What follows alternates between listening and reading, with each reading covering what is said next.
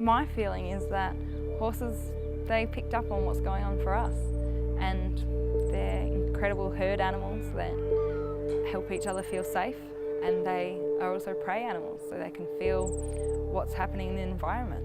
I guess something innately that I've always felt is the connection you can have with a horse, and if you're in a bad mood, they pick up on it. As a kid, I always trained thoroughbreds with my mum Pauline, and absolutely loved it, loved being connected with horses in different ways. And so I guess I kept thinking that I would train eventually. But slowly I found out about a different way of working with them, and that really captured me. I'm an organisational psychologist and I run a business called Peoplescape, and we work in the corporate world mostly, and what we do is focus on how do you drive positive behaviour change for individuals and teams that stick and last over time. I heard about this concept of equine assisted therapy and I initially thought it was a load of rubbish perhaps, but as I looked at it and saw it, I thought, oh, there could be something to it. A lot of the times I get asked, what's the most innovative thing that you're doing? What's new, what's contemporary, what's different?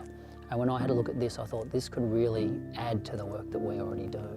And a work environment that gets it, you can just call people, and get them to breathe. You can say, okay, just breathe deeply. Like, it's simple things. So we're nailing this. And what I was fascinated to see was that when I started getting ahead of myself and I got into my head, the horse stopped following and the horse didn't move. But when you could let go of that and really just focus on your gut, your heart, and relax and not try to control the horse, it naturally followed you. So it was fascinating. So it was like it gave you immediate feedback about what was going on for you inside your own body and your own head. Each day I do this with a group, I'm learning so much because I can't control the variables.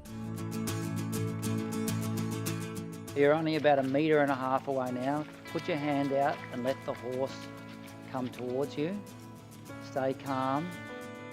Going into the yard at the end of the day with my eyes closed, it's definitely not something I would have been able to do at the beginning of the day. However, by the end of the day, I was definitely a little bit more comfortable. They need to be comfortable and step into their learning zone, but be really responsible for how they feel. So if fear comes up, they can say, hey, I want to step out, or can you help me? So for them to be vulnerable and open about how they actually feel in the moment. Certainly I felt very safe, and Jess Liston, who we're working with today, helps to create that safe environment, and she seems to be good at judging where everyone is at. And if you're more experienced at this kind of thing, if you've done mindfulness and breathing and those kind of things, sounds like she'll challenge you a bit more. If you haven't done much of this, she'll go a bit slower. So I think she creates that safe environment. But for me, I want to share that they can help everyone, all of us. There's nobody who couldn't gain something, even if they don't want to be near the horse, by observation, if that's in their comfort zone or learning zone, that in itself can help them reflect on how they're showing up in the world. Jess obviously has extensive experience working with horses, and she's extremely knowledgeable when it comes to the transferable leadership skills. So that was really refreshing to understand her perspective on how working and interacting with horses is transferable to what we do working with organisations and leaders in the workplace. I've got a real passion connecting with people as well, so I kind of figured that we could connect both and help people learn about themselves through working with horses.